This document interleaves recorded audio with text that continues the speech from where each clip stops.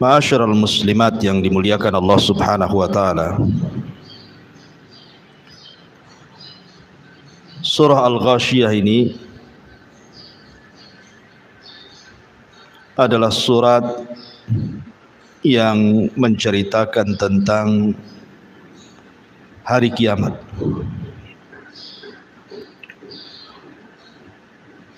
Dan nanti banyak kita akan melalui penjelasan-penjelasan para ulama di mana surah Al-Ghashiyah ini menceritakan dua kondisi orang-orang yang masuk ke dalam sorga dan bagaimana kondisi mereka, dan juga orang-orang yang Allah Subhanahu wa taala masukkan ke dalam neraka dan juga bagaimana kondisi mereka.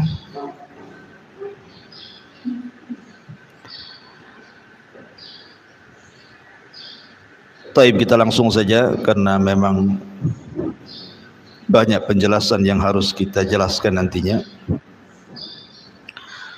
A'udzubillahi minasyaitonirrajim. Bismillahirrahmanirrahim. Hal ataka hadithul ghashiyah. Sudahkah sampai kepadamu ya Muhammad berita tentang Al-Ghashiyah? Apa itu Ghashiyah? Ada yang berpendapat bahwa Ghashiyah itu adalah ismun min asma al-qiyamah, satu di antara nama-nama kiamat. Dan nama-nama kiamat itu di dalam Al-Quran sampai mencapai 82 nama tentang kiamat itu. Ada Al-Qari'ah, kemudian juga Al-Qiyamah, dan begitu seterusnya. Lah salah satunya dari 82 nama kiamat itu adalah Al-Ghashiyah. Dan dalam kaidah Al-Quran, sebuah peristiwa yang banyak namanya menunjukkan itu bukan peristiwa biasa, tapi peristiwa yang luar biasa. Ya, karena kiamat itu peristiwa yang luar biasa.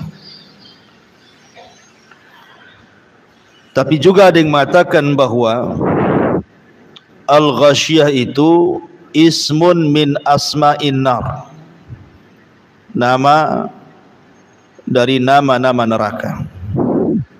Jadi nama neraka itu salah satunya adalah Al-Ghashiyah. Makanya Allah Subhanahu wa taala menyebutkan dalam surah Ibrahim ayat 50, syarabiluhum min qatiran wa taghsha wujuhahumun nar. Pakaian mereka terbuat dari cairan aspal dan wajah-wajah mereka taghsyah. Taghsyah itu artinya tertutupi oleh apa? Oleh api neraka. Taghsyah itu sama dengan kalimat ghashiyah. Ya, di sini ada dua penafsiran. Bisa dimaknai Al-Ghashiyah itu satu di antara nama-nama kiamat, dan penafsiran yang kedua, Ghashiyah itu satu di antara nama-nama neraka jahanam. Di sini Allah Subhanahu wa taala mengatakan hal ataka hadithul Ghashiyah. Apakah khitab dalam ayat ini diberikan kepada Nabi sallallahu alaihi wasallam? Maknanya, sudahkah sampai kepada wahai Muhammad berita tentang kiamat? Ataukah khitab ini kepada setiap orang yang membaca Al-Quran? Maknanya, sudahkah sampai kepada anda yang membaca Al-Quran berita tentang kiamat?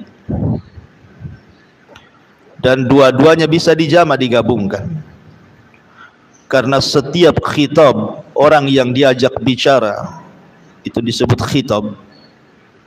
Setiap khitab yang dikhitabkan kepada Rasul juga berlaku kepada umat Rasul. Hal ataka hadithul ghashiyah, wujuhu yawma idzin khashi'ah, amilatun nasibah, tasla naran hamiyah. Kemudian Allah Subhanahu wa taala mengatakan, pada hari kiamat banyak wajah-wajah yang tertunduk lagi terhina. Kenapa? Karena mereka bekerja sangat keras, lagi kepayahan, tetapi ujungnya mereka memasuki api neraka yang sangat-sangat panas. Di sini para ulama memberikan catatan kepada kalimat wujuhu yawma idin khashi'ah amilatun nasibah tasla naran hamiyah. Ada yang mengatakan bahwa ayat ini bercerita tentang hari kiamat. Apabila manusia dibangkitkan di padang mahsyar setelah tiupan sangkakala kedua Israfil, maka ada orang-orang yang mereka betul-betul khusyuk, betul-betul khusyuk di hadapan Allah Subhanahu wa taala dan ingin bekerja keras supaya mendapatkan keridhaan Allah Subhanahu wa taala. Pertanyaannya, apakah bermanfaat? Tentu tidak akan bermanfaat. Karena khusyuk yang bermanfaat, bekerja keras lagi kepayahan dalam beribadah kepada Allah itu hanya bermanfaat kalau dilakukan di dunia. Di akhirat itu tidak akan berlaku lagi. Karena di akhirat itu yaumul hisab, hari di mana kita dituntut pertanggungjawaban. Kalau mau khusyuk ya di dunia. Kalau mau bekerja keras untuk beribadah dan kepayahan dalam ibadah di dunia, baru manfaat untuk akhirat. Makanya Ali radhiyallahu anhu mengatakan, al-yaum yaumul amal wa ghadan yaumul hisab. Sekarang di dunia inilah tempat kita beramal, dan besok di akhirat itu tempat kita dihisab. Jadi kalau ingin khusyuk ya di dunia. Dan ibadah itu memang ada kepenatan, ada kelelahan. Ibu sholat, lelah sholat itu. Kalau mau mengikuti betul-betul sunnah Nabi SAW. Karena ibadah itu kan tingkatan-tingkatan, Bu. Ada ibadah itu jelek sekali, ada ibadah itu pertengahan, ada ibadah itu baik sekali. Dan itu yang bisa melakukannya kita sendiri. Ada yang ibadah asal-asalan kan, Bu. Orang beribadah itu asal-asalan saja. Yang penting kewajibannya menurut dia sudah selesai. Ada ibadah mungkin sedikit agak baik, tapi ada ibadah itu yang betul-betul dia beribadah itu di atas puncak kebaikan. Mulai daripada wudunya betul-betul diperhatikan, pakaiannya, kemudian tempat solatnya, sampai ke gerakan-gerakan solatnya betul-betul dia persembahkan kepada Allah Azza wa Jalla. Artinya itu kembali kepada diri kita yang melakukan ibadah. Karena kehusyuan itu dikembalikan kepada kita sebenarnya. Kalau wudunya saja bermasalah, macam mana mau khusyuk solatnya? Tapi kalau dalam berwudu dia sudah memperhatikan betul-betul bagaimana cara wudu Nabi, kemudian masuk ke dalam solat dan dia memperhatikan bagaimana solat Nabi, sallu kama ra'aitumuni usalli, solatlah kalian sebagaimana melihat aku solat, insyaallah dia akan mendapatkan kekhusyuan. Dan ulama ada yang mengatakan bahwa mendapatkan khusyuk itu karena didahului sebelum solat dia tidak pernah bermaksiat. Kalau sebelum solat dia bermaksiat kepada Allah, maka masuk ke dalam solat itu akan sulit mendapatkan kekhusyuan. Karena maksiat itu melahirkan keras hati. Ketika masuk dalam solat, kerasnya hati itu menghilangkan khusyuk. Ya. Kemudian yang kedua, menghadirkan azamatullahi azza wa jalla. Betul-betul dia hadirkan kebesaran dan kemuliaan Allah subhanahu wa ta'ala, bahwa dia itu seorang hamba, seorang yang lemah.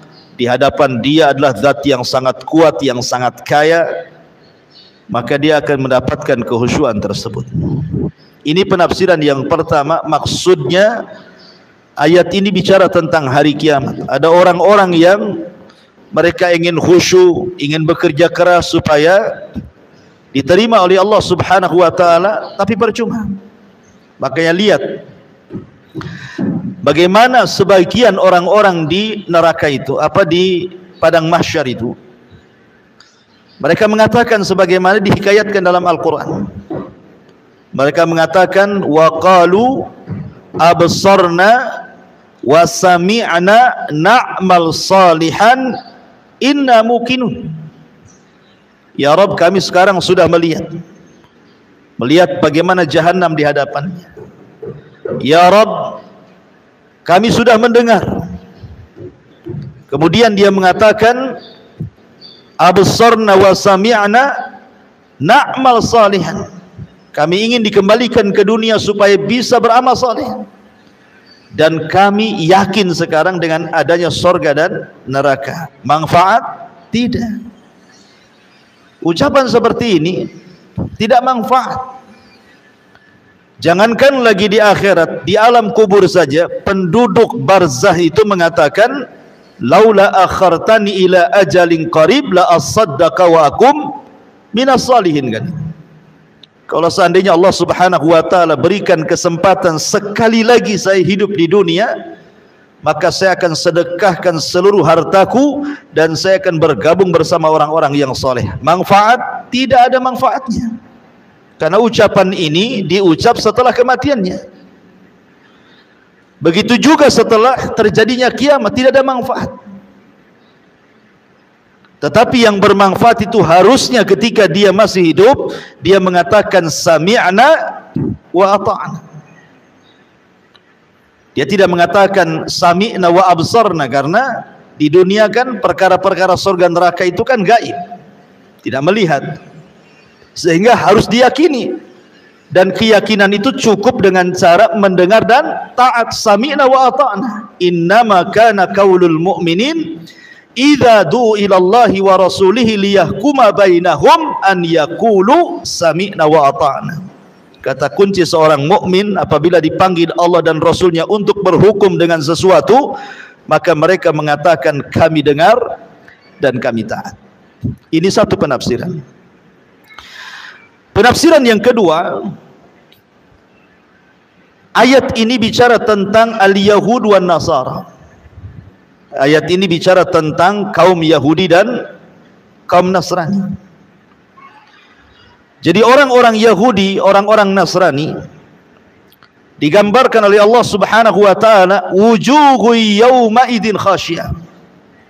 Pada hari kiamat wajah-wajah mereka tertunduk hina, karena di dunia bekerja keras dan kepayahan, tapi di akhirat tasla naran hamiyah, percuma kerja kerasnya, ujung-ujungnya masuk neraka. Dalam sebuah athar yang dinukilkan oleh Imam Ibnu Katsir rahimahullahu taala, jadi suatu ketika Umar bin Khattab radhiyallahu an melewati tempat tinggal seorang pendeta. Di zaman Umar itu lewat di sebuah daerah, di situ melewati tempat seorang pendeta. Lalu Umar memanggil pendeta tersebut. Kemudian tiba-tiba ketika muncul pendeta tersebut di hadapan Umar bin Khattab radhiyallahu an, tiba-tiba kemudian Umar memandang pendeta itu, wayabki, kemudian menangis. Sang pendeta heran, kok gara-gara memandang dia kok bisa nangis gitu ya. Akhirnya pendeta mengatakan, ya Amiral Mukminin, ma yubkik. Wahai Amiral Mukminin, apa yang membuat anda menangis ketika melihat diriku? Maka Umar radhiyallahu anhu mengatakan, dzakartu qaulallahi azza wajalla, aku teringat dengan firman Allah kepadamu, amilatun nasibatun tasla naran hamiyah. Kata Umar bin Khattab radhiyallahu an, ada orang-orang yang bekerja keras dan juga keletihan dalam beramal soleh di dunia, tapi ujung-ujungnya Allah masukkan ia ke dalam neraka.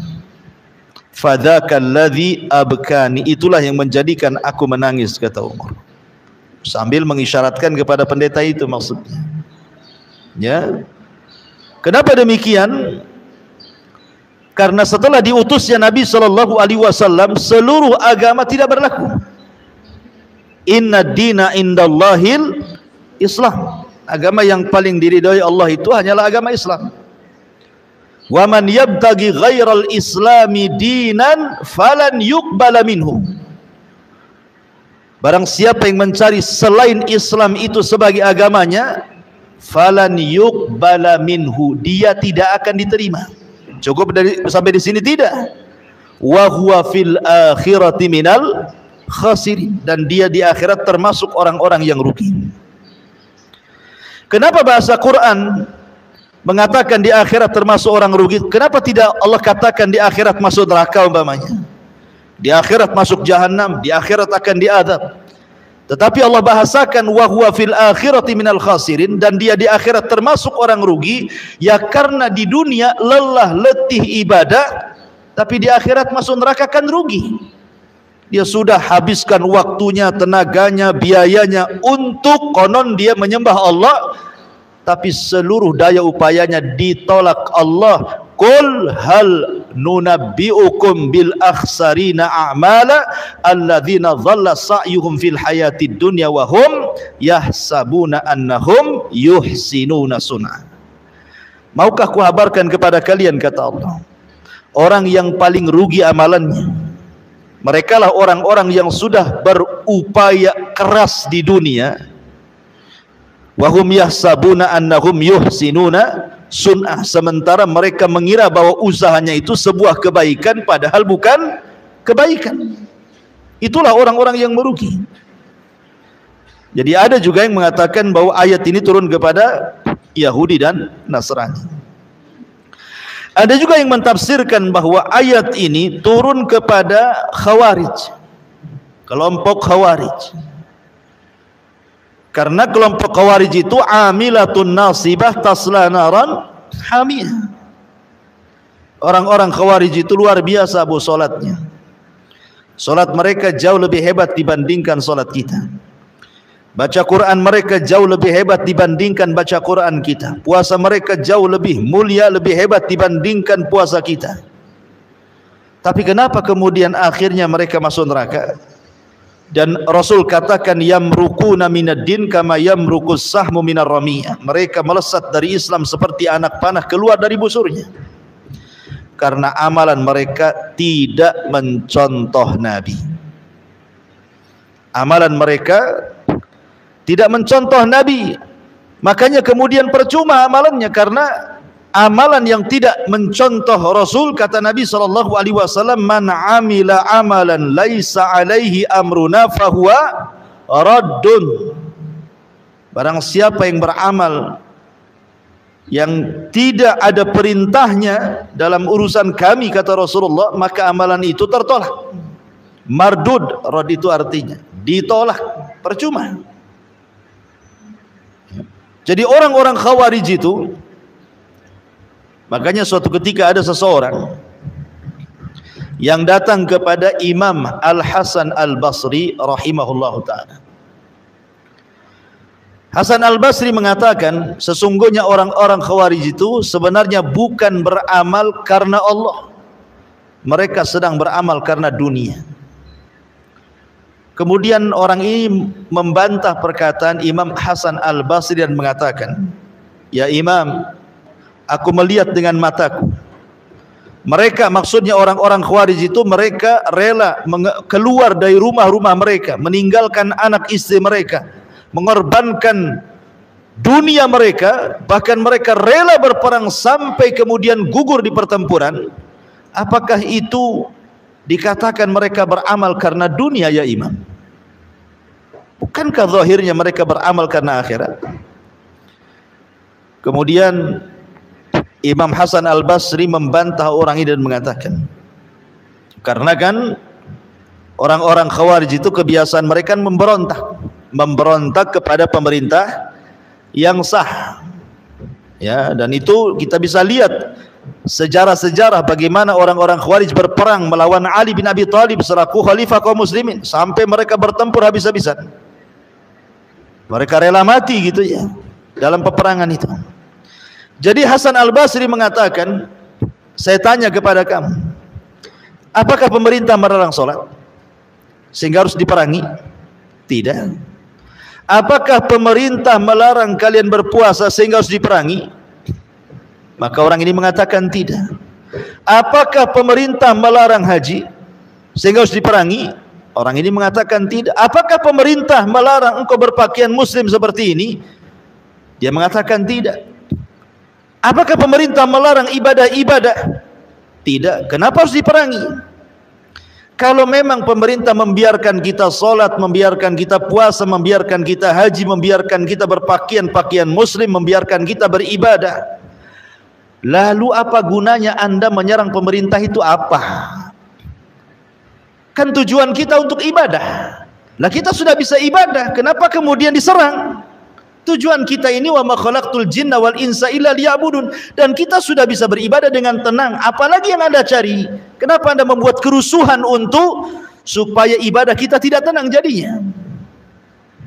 Ya. Ma'asyiral muslimat yang dimuliakan Allah Azza wa Jalla, dari sinilah maka ayat ini ada yang mengatakan turun kepada Khawarij, karena Rasul mengatakan, yahkiru ahadukum salatahu ma'a salatihim wasiyamahu ma'asiyamihim yaqra'unal Qur'an la yujawizu tarakiyahum yamruquna minad din kama yamruqus sahmu minar ramiyah.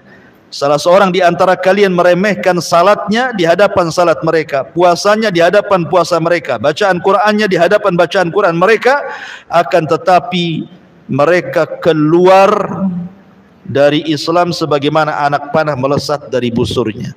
Mereka lelah bekerja, tetapi mereka tidak berpahala, seperti anak panah keluar dari busurnya, percuma. Jadi ayat ini juga ada yang mengatakan turun kepada siapa? Orang Khawarij, ya. Tasla naran hamiyah.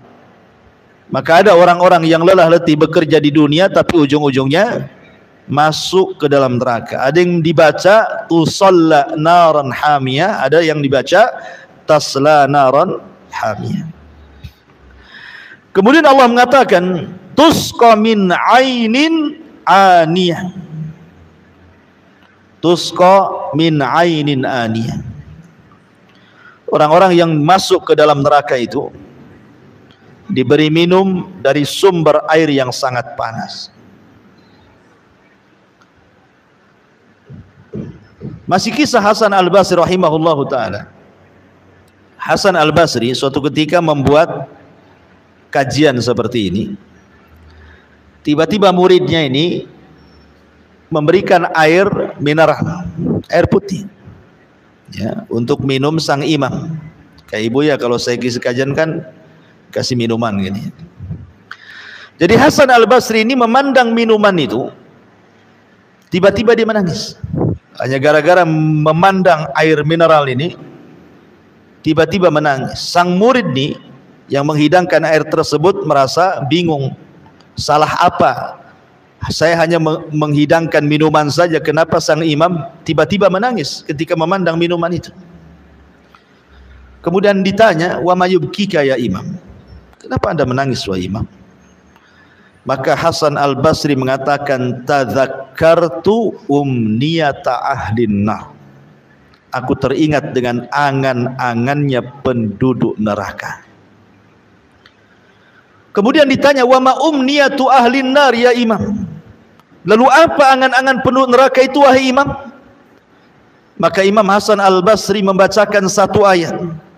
Wa nada ashabun nar ashabal jannah an afidhu alaina minal ma' au mimma razaqakumullah. Kita tahu bahwa neraka dan sorga itu masing-masing ada jendela. Penduduk sorga bisa melihat penduduk neraka juga bisa menyaksikan penduduk sorga. Jadi penduduk neraka ini berteriak-teriak, wa nada ashabun nar ashabal jannah. Berteriaklah penduduk neraka kepada penduduk sorga. Apa teriakannya? An afidhu alaina minal ma. Bisa enggak kalian hantarkan air yang Allah anugerahkan kepada kalian di sorga, hantarkan ke neraka? Atau dari apa saja yang Allah rizkikan kepada kalian di sorga? Maka Allah subhanahu wa ta'ala jawab, innallaha harramahuma alal kafirin. Enggak bisa, karena Allah sudah haramkan keduanya, baik minuman ataupun makanan, kepada orang-orang kafir yang ada di neraka. Jadi di neraka itu tidak ada air. Maksudnya tidak ada air yang Allah anugerahkan seperti air-air yang Allah anugerahkan di sorga. Sungai madu, sungai susu, sungai bersih gitu alirannya, sungai khamar, tidak ada di neraka itu.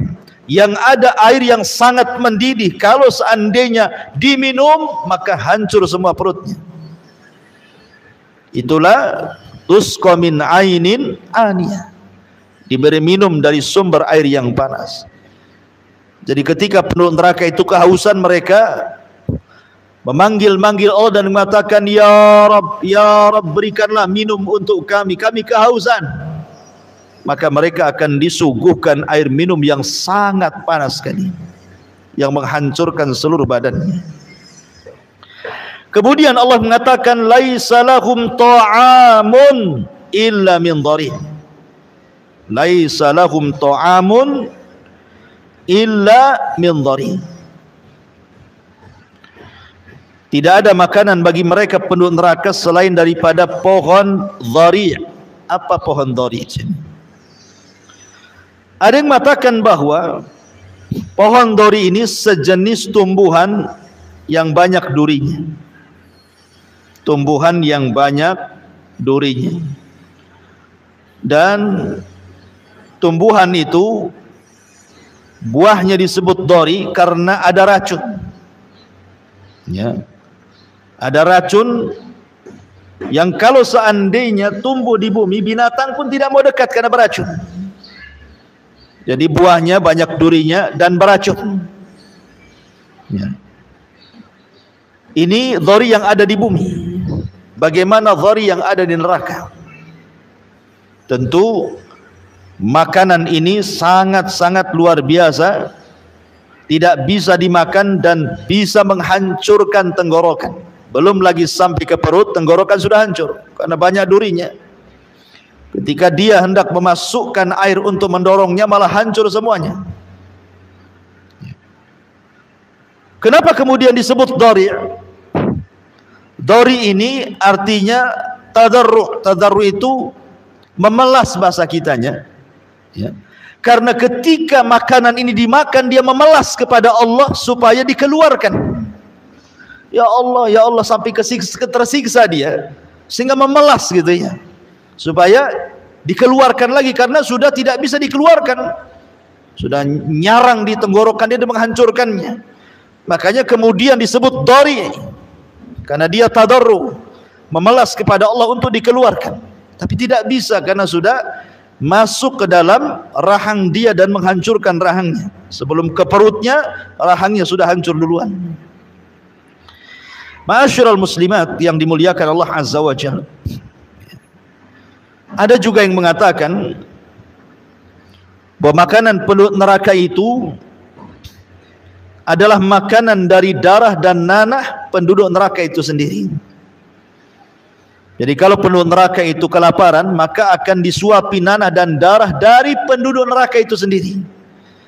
Sebagaimana Allah menyebutkan dalam surah Haqqah 36, wala ta'amun illa min ghislin, dan tidak ada makanan bagi penduduk neraka kecuali ghislin. Ghislin itu artinya perpaduan nanah dan darah, itulah makanan. Ada juga yang mengatakan bahwa makanan penduduk neraka itu disebut zakum, pohon zakum, yang Allah katakan inna syajarataz zakum ta'amul azim kal muhli yagli fil butun ka ghalil hamim. Sesungguhnya pohon zakum adalah makanan bagi orang-orang yang berdosa, sebagaimana minyak yang panas yang mendidih dalam tubuh, sebagaimana mendidihnya air yang sangat panas sekali. Jadi bukannya mengenyangkan, malah kemudian menghancurkan. Makanya dalam sebuah penafsiran, datang Abu Jahal hendak mengejek tentang pohon zakum. Jadi kata Abu Jahal ini, dia mengatakan kepada orang-orang jahiliyah, ya ma'syara Quraisy, hal tadruna ma syajaratuz zakum allati yukhawifukum biha Muhammadun. Wahai orang-orang Quraisy, tahukah kamu apa itu pohon zakum? Pohon zakum ini tumbuh di neraka, akarnya sampai ke dasar jahanam. Jadi Abu Jahal ini ingin mengolok-olok Nabi dan mengatakan, wahai orang-orang Quraisy, tahu nggak kalian pohon zakum itu? Yang Muhammad itu selalu menakut-nakuti kalian dengan pohon itu. Maka orang itu mengatakan, la ya Abu Jahal, tidak, kami tidak tahu apa itu zakum. Apa kata Abu Jahal? Zakum itu adalah ajwatu yathriba bizubad atau bizubdi, wallahi la in istamkanna minha lanazkumannahan tazakkuman. Kata dia, zakum itu kurma Madinah. Kata Abu Jahal itu kurma Madinah loh, kata. Bukan apa-apa, kata Abu Jahal itu. Kemudian dia mengatakan, demi Allah, seandainya saya bisa mendapatkan pohon zakum, niscaya saya akan memakan pohon itu dan akan memakan dari buahnya sepuas-puasnya. Ini kan kurang ajar kan, mengejek. Ya, Abu Jahal mengejek Nabi SAW, mengejek ayat-ayat Al-Quran. Padahal lihat bagaimana Nabi SAW mengatakan, lau anna qitratan minaz zakum, kalau seandainya ada satu getah, ya, getah dari pohon zakum itu, qutirat, menetes di bumi, la amarrat ala ahlil ardi aisyahum fa kaifa man laisa lahum ta'amun illa zakum, maka niscaya akan merusak kehidupan seluruh penghuni bumi. Bagaimana lagi dengan mereka yang tidak ada makanan kecuali pohon zakum itu. Jadi kalau seandainya getahnya saja, satu tetes saja, itu getah zakum neraka itu diteteskan di bumi, satu dunia makanan akan rusak, satu dunia minuman akan rusak, tidak bisa dimakan dan minum. Itu baru getahnya tuh, kata Rasul. Gimana kalau makan? Maka di sini apa yang dikatakan Abu Jahal itu hanya hendak memperolok-olok Al-Quran dan Nabi SAW. Dan semua makanan dan minuman di sorga itu, kata Allah, la yusminu wa la yugni minju, tidak menggemukkan dan tidak menghilangkan lapar. Ibu kalau lapar, kemudian makan, pasti kenyang. Apalagi kalau biasanya makan 1 piring, ibu makan 3 piring, pasti kenyang. Coba saja, ya. Kalau ibu haus nih, ibu minum 1 gelas, apalagi 1 jerigen, hilang tuh hausnya. Yang ada kembung perut kan itu. Tapi ini makanan ini, ketika lapar dimakan, bukan makin kenyang, makin lapar. Dan ketika minuman itu diminum, bukan hilang hausnya, makin kehausan. Makanya Allah mengatakan la yusmin wa la yughni min ju'. Tidak menggemukkan dan tidak pula menghilangkan lapar. Orang kalau banyak makan kan lama-lama gemuk kan? Ya, apalagi kalau sudah makan malam pasti gemuk. Tetapi makanan di neraka itu sama sekali tidak menggemukkan dan juga tidak mengenyangkan. Ini disebut kondisi halu ahli nar. Kemudian Allah Subhanahu wa taala mulai menjelaskan bagaimana kondisi penduduk surga. Ya. Begitulah Allah kalau menyebutkan neraka pasti setelah menyebutkan surga. Ya, karena dalam teori dakwah juga ada namanya targhib, ada namanya tarhib. Ada sifatnya menakut-nakuti, ada sifatnya memberi kabar gembira, biar seimbang, biar orang enggak takut terus, maka diceritakan surga. Biar tidak menangis juga terkadang tersenyum dan tertawa. Allah mengatakan wujuhun yauma idzin na'imah. Pada hari itu ada wajah-wajah yang berseri-seri. Naimah itu artinya wajah orang yang tidak pernah susah hidupnya. Itu disebut naimah. Karena membedakan wajah orang sulit, orang susah dengan wajah orang yang gembira dan senang itu nampak di dunia saja, Bu. Ada anak kecil usia 3 tahun umpamanya. Yang satu anak pejabat. Ya, hidupnya di gedung mewah. Fasilitasnya luar biasa. Bajunya bagus-bagus, makanannya enak-enak, terawat, ada AC-nya, ada pembantunya, semua nikmat isi rumahnya. Dengan anak usia 3 tahun tinggal di Ruli, kan beda, Bu, ya? Ya, sudah ngontrak, kemudian cuman 2 meter pula tingginya, pakai seng, kalau panas kayak di open. Ya, nggak punya pakaian. Makanannya juga kadang ada yang dimakan, kadang enggak. Coba kumpulkan 2 anak itu, kan nampak tuh bedanya kan? Ya. Nampaklah bedanya. Kalau anak yang orang susah sekali kan, bajunya saja kadang-kadang penuh dengan pulau. Ya, entah pulau apa tuh di bajunya tuh. Karena enggak punya enggak mampu membeli Baiklin-nya untuk nyuci. Ya, yang penting dikucek sajalah ya. Kemudian dari kulitnya juga beda gitu ya. Tetapi anak orang kaya kan nampak. Itulah disebut kalau ada orang hidup di tempat nikmat, maka disebut wajahnya itu disebut naimah, berseri-seri. Jadi orang yang mendapatkan nikmat dengan orang yang tidak akan dapat nikmat itu dari wajahnya nampak, Bu. Orang kalau senang, kalau orang awam itu senang-senang, kadang-kadang siul nggak jelas, kan? Senyum, siul gitu ya. Tapi kalau lagi sulit tuh diem, kemudian mukanya masem, maunya emosi gitu ya, kan nampak tuh. Di dunia saja nampak tuh naimah dengan tidak naimah tuh. Apalagi di sorga. Saya contohkan sebuah hadis. Didatangkan nanti di hadapan Allah pada hari kiamat, min an'ami ahli dunia. Orang ini ketika di dunia termasuk orang yang paling diberikan nikmat. Bayangkan bahasa hadis menggunakan isim tafdil, an'am ahli dunia. An'am itu artinya tidak ada kenikmatan kecuali Allah berikan kepada dia. rumahnya megah gitu ya, uangnya banyak, fasilitas nikmatnya, pokoknya hidupnya sejak lahir sampai mati senang saja, tidak pernah susah. Tetapi Allah takdirkan dia termasuk penduduk neraka, didatangkan di hadapan Allah. Kemudian oleh Allah dicelupkan sekali celupan ke neraka, diangkat lagi. Kemudian Allah tanya kepada dia, hal marra bika min ni'amin qad.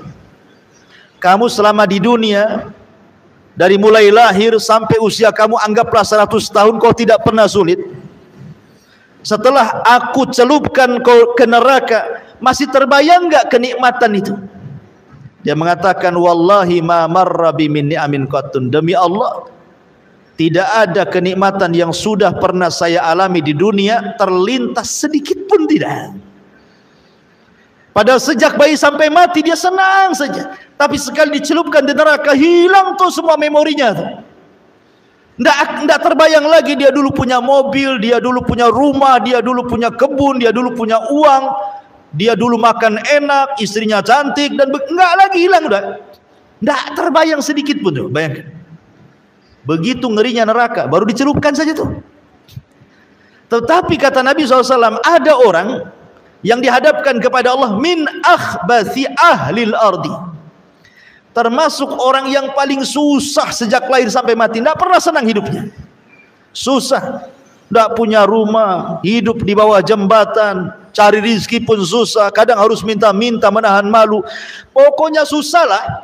Semua kesusahan ada pada dia sejak lahir sampai mati. Tetapi dia termasuk ahlil jannah, penduduk sorga. Kemudian Allah panggil, Allah celupkan di sorga. Kemudian habis dicelupkan, diangkat lagi dari sorga. Kata Allah, hal marra bika min bukhsin qad. Apakah masih ingat keperitan hidup dulu kau di dunia, ya, kau diusir sana sini, dihina sana sini gitu ya, masih teringat enggak? Dia mengatakan, demi Allah tidak teringat sedikit pun. Hanya gara dicelupkan di sorga, semua memori susah di dunia itu hilang semua. Seperti itu gambaran neraka dan sorga. Lah di akhirat itu orang-orang yang beriman memiliki 4 wajah. Di akhirat itu orang-orang yang beriman memiliki 4 wajah. Wajah yang pertama yang Allah firmankan, yauma tabyaddu wujuh. Pada hari itu di akhirat ada wajah-wajah yang sangat putih bersih. Kapan itu? Di permulaan hisab. Ketika dia membaca catatan kebaikannya, maka wajahnya menjadi putih bersih. Ini yang pertama. Kemudian yang kedua, wajahnya musfir. Musfir itu artinya dari wajah yang sudah putih bersih terpantul cahaya. Wajahnya penuh dengan cahaya. Ya, bahasa ibu-ibu apa? Glowing itu apa namanya? Yang sudah putih glowing lagi kan itu. Jadi timbul tuh cahaya tuh. Kapan itu? Saat selesai membaca catatan. Dari wajahnya yang sangat putih bersih terpancar sinar. Sudah putih bersinar lagi. Musfir. Wujuhu yawma idin musfirah. Dhahikatu mustabsirah. Dan dia pun tertawa karena senang. Ini 2 wajah sebelum masuk surga. Ya, 2 wajah ini sebelum masuk ke dalam surga. Awal hisab dan akhir hisab. Ketika masuk ke dalam surga, inilah wajah yang disebutkan dalam surah Al-Ghasyiyah ini. Wujuhu yawma idzin na'imah. Ketika dia melihat surga dengan istana-istananya, dengan sungai-sungainya, dengan taman-tamannya, dengan para pembantunya dan begitu seterusnya, mulai dia berseri-seri, senyum kan. Kan begitu Bu, kalau lihat nikmat tuh kan di dunia saja senyum Bu ya. Ibu kemudian ketiban duren, bukan asli ya, kalau asli habislah kepala. Maksudnya ketiban duren, tahu-tahu dapat uang banyak miliaran. Kan senyum-senyum saja Bu. Kenapa? Tenang, hutang rumah selesai, hutang kulkas selesai, hutang ini selesai, semua selesai. Senyum aja dia kan. Itu kalau dapat nikmat. Tapi kalau datang tagihan listrik, Bu, itu kan lain tuh. Udah stres nih, listrik mau naik nih. Jadi di dunia saja nampak gitu kalau melihat sebuah nikmat itu, apalagi di sorga yang kenikmatannya tidak bisa dilihat, baru mereka lihat, kenikmatannya tidak bisa didengar dan tidak pernah mendengar. Di dunia tiba-tiba betul-betul dia mendengar, di akhirat seperti apa? Melihat, mendengar, dan sudah tidak dibayangkan karena sudah di dalam sorga. Ya tentu wajahnya naimah berseri-seri. Kemudian yang terakhir adalah wajah-wajah yang radhiyah. Yang radhiyah itu senang, redha gitu ya. Orang redha kan senang, Bu. Di dunia saja orang redha itu senang. Walaupun susah, yang penting kan redha gitu ya. Ini 4 wajah bagi ahlul imani wal Islam. Bagi orang yang beriman dan orang Islam. Wujuhun yauma idzin naimah li sa'yiha radiyah. Mereka redha, mereka senang karena usahanya sendiri. Ibu kalau sholat kemudian habis sholat senang karena ibu sudah melaksanakan perintah, ya. Kemudian ibu puasa, senanglah kalau sudah berpuasa itu kayak senang plong gitu ya, ikhlas. Kapan lagi puasa Ramadan ditunggunya sama dia, ya, masih nengok almanak gitu ya. Kemudian ibu sedekah kayaknya puas, kalau ngasih uang sama orang miskin itu kayak puas. Kapan lagi kalau saya punya rezeki saya kasih lagi gitu. Itu namanya radhiyah. Kalau orang beribadah seperti itu saja, Bu, radhiyah, itu di dunia itu senang sekali rasanya. Kayaknya plong gitu ya. Tapi kalau ibadah itu tidak redha, terpaksa, Bu, maka kesannya malas-malas. Nggak senang melakukan ibadah itu. Kalau sudah datang waktu sholat gitu kan, aduh sholat lagi nih, belum tidur azan. Dari mulai itu kan gelisah dia, ya. Jadi akhirnya kemudian ibadah itu jadi beban bagi dia. Kayak ibu punya utang sama orang, kalau sudah dibayar tuh plong itu. Ya gitu juga. Jadi sholat itu hanya sekedar melaksanakan kewajiban saja. Kalau sudah sholat kayaknya plong. Plong itu maksudnya bukan senang, tapi kayaknya sudah terbayar tuh utang tuh, begitu. Ya.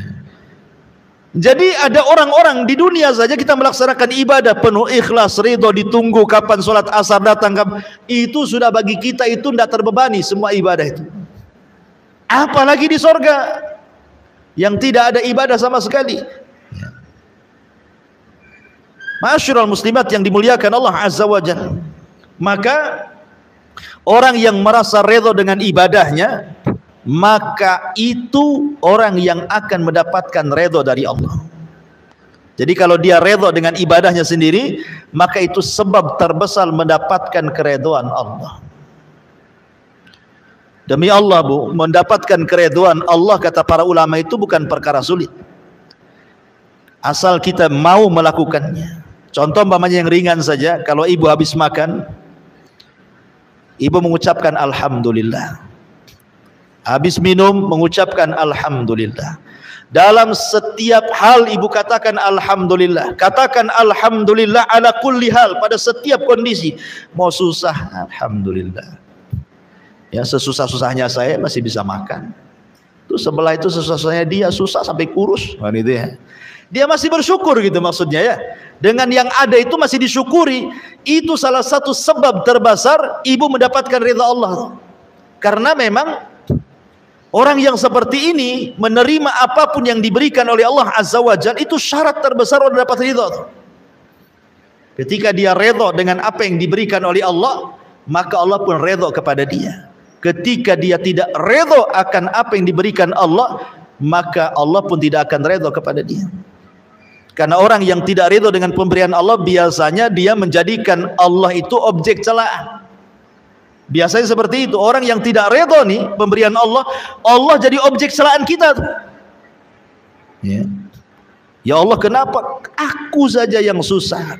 Kenapa enggak sebelah saja disusahkan tuh? Nah, itu ya. Kasih aku aja yang sakit bertahun-tahun. Kenapa orang itu sehat-sehat saja? Kasih aku aja anaknya nakal. Kenapa orang anak-anak baik, anak-anak orang itu baik ya? Karena engkau tidak mendidiknya kan gitu. Jadi malah Allah yang disalahkan tuh. Ya, jangan seperti itu. Ya, lisa'yiha radiyah.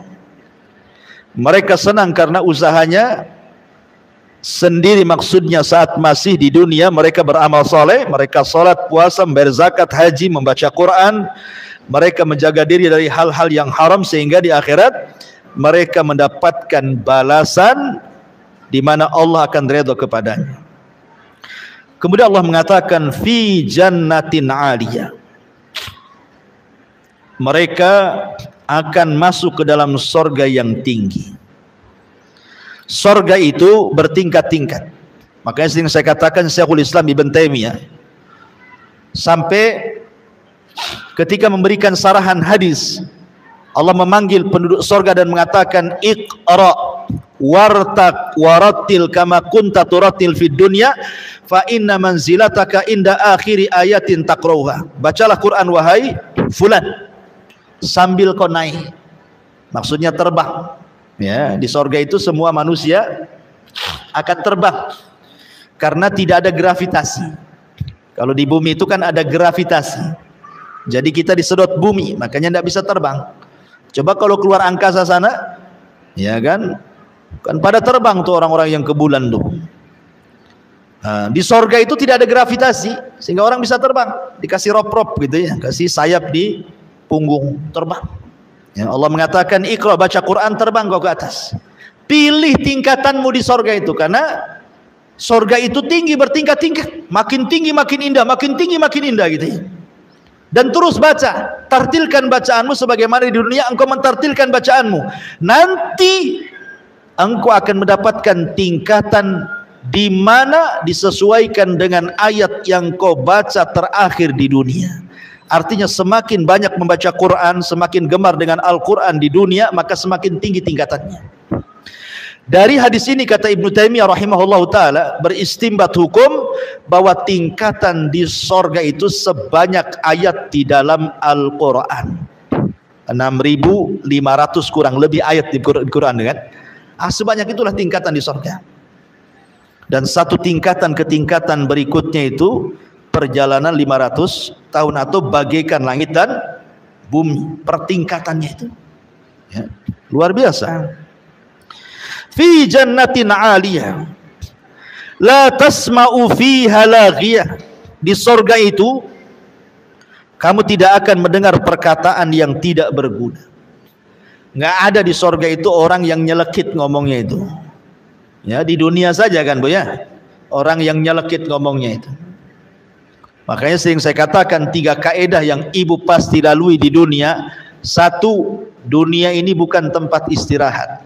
2, ibu tidak mungkin selamat dari ucapan manusia. 3, ibu pasti mati. Ya.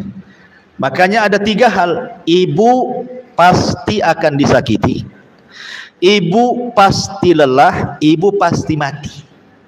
Ya, itu 3 perkara akan dilalui itu. Tidak selamat. Orang tidak akan selamat, orang tidak akan istirahat di dunia.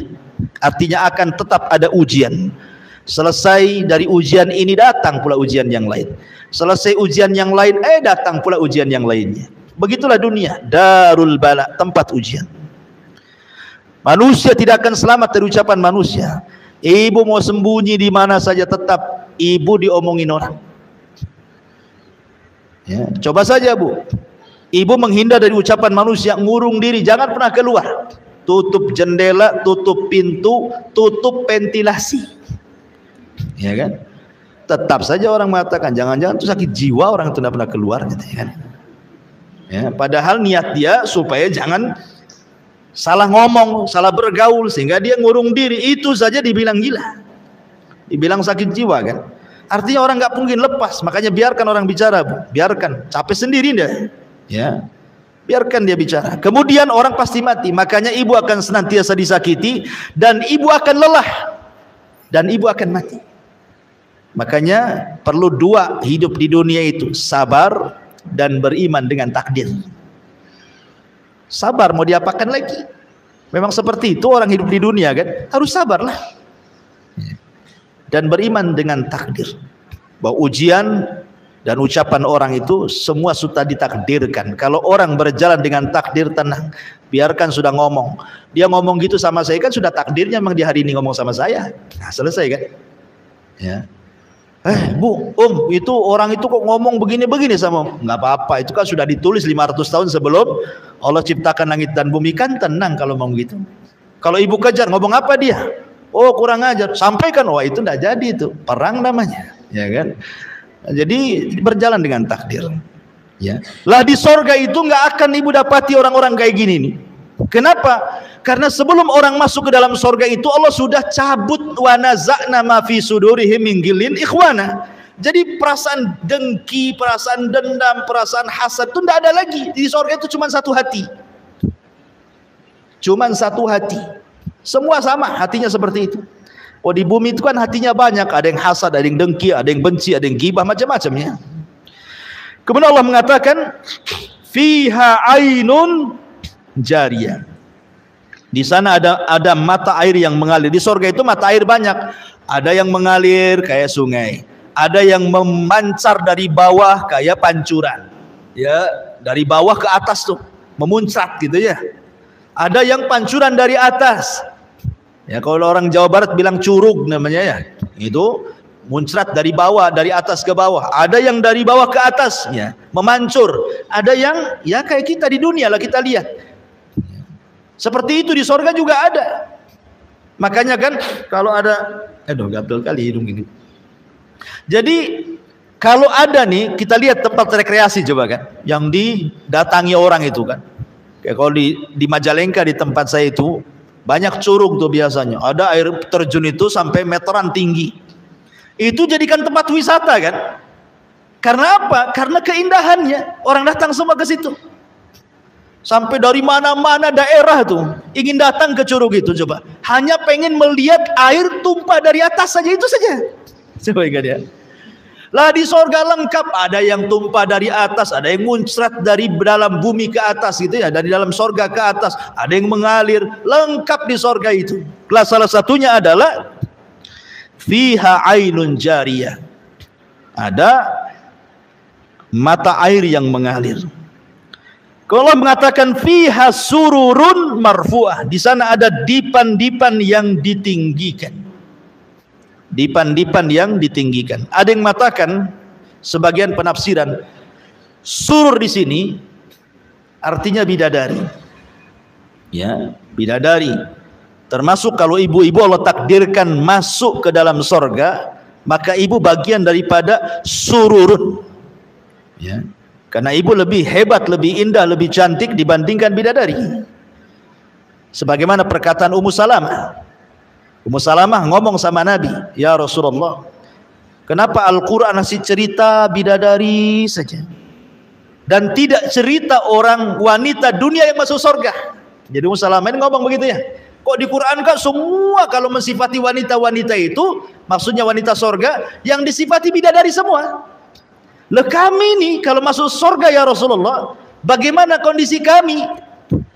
Maka Rasul mengatakan, engkau wahai Ummu Salamah dan semua wanita dunia yang masuk surga jauh lebih indah dibandingkan bidadari. Kenapa?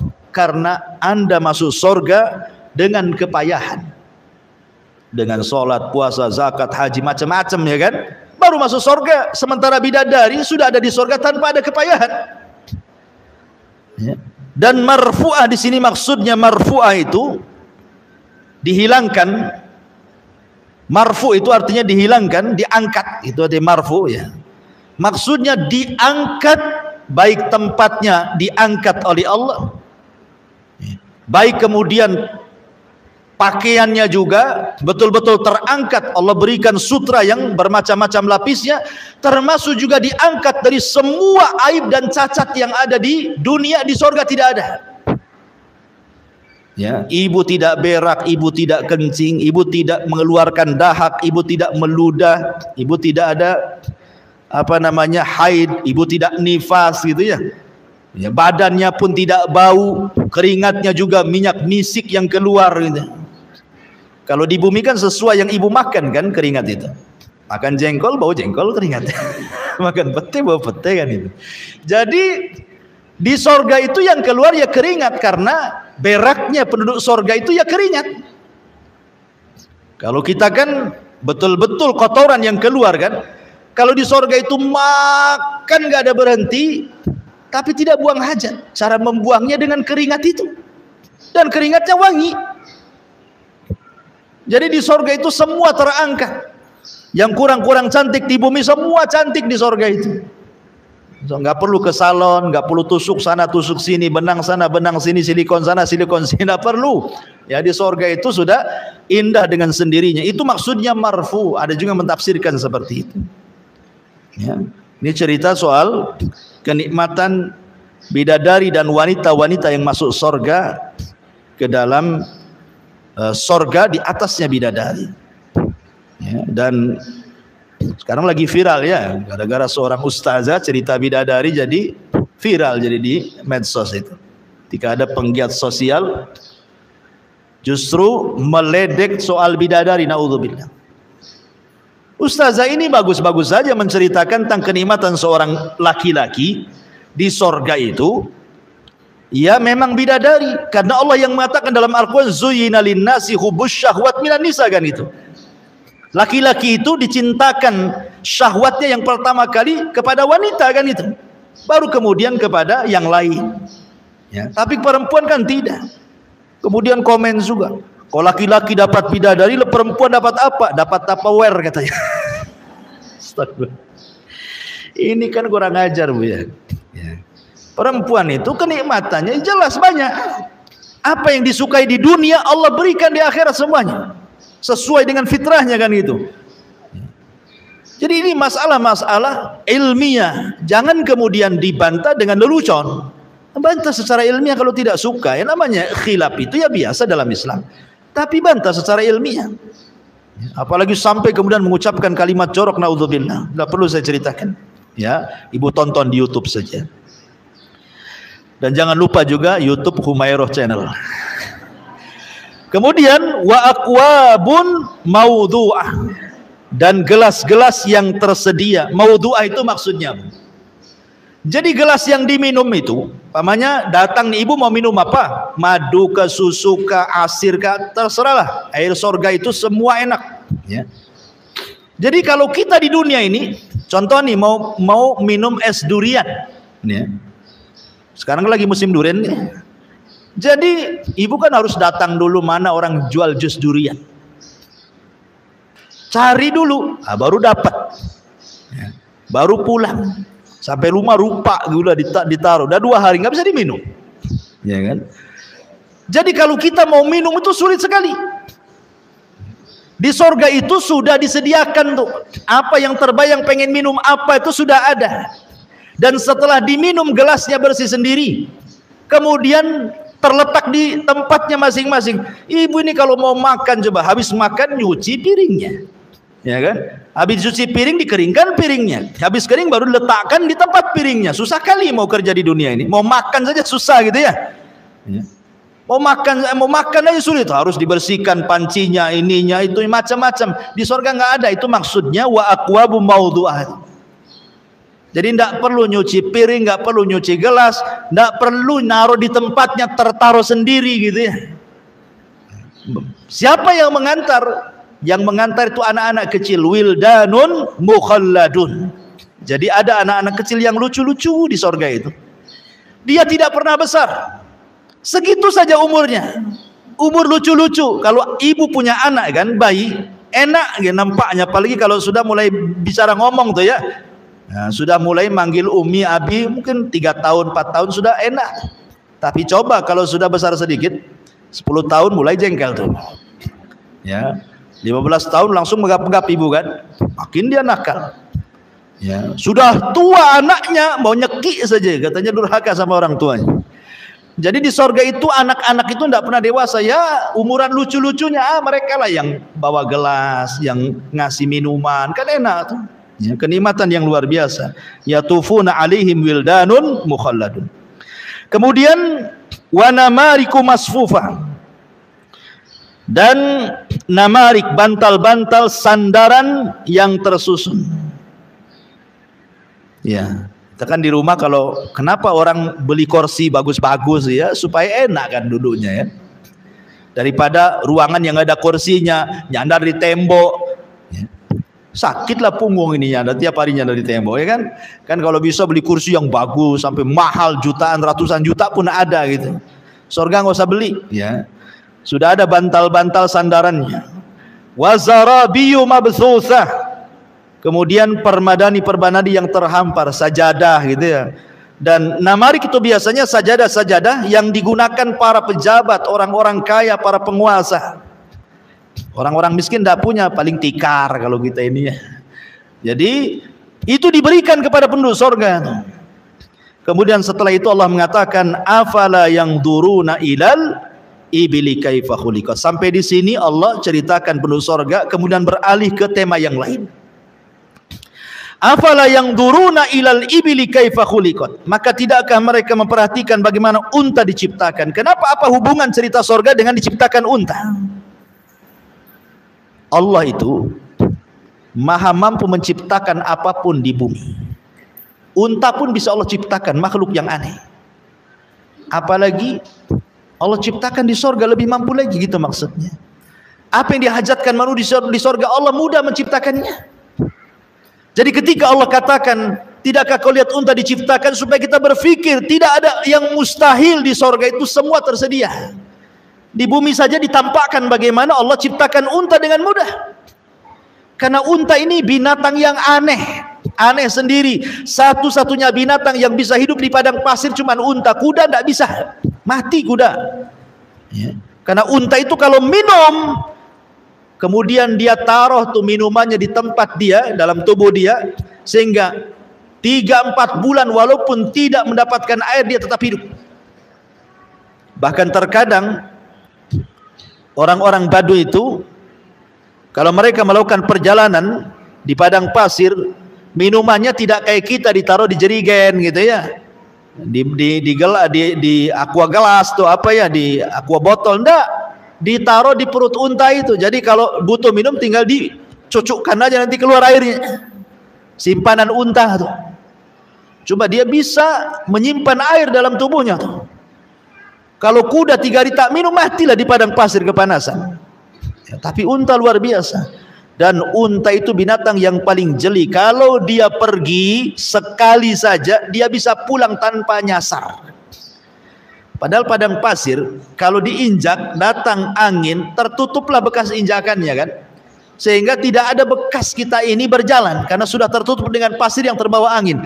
Tapi unta tahu kemana dia pergi, kemana dia pulang, nggak pernah nyasar. Tapi ingat, unta pun tidak akan melupakan orang yang menyakitinya.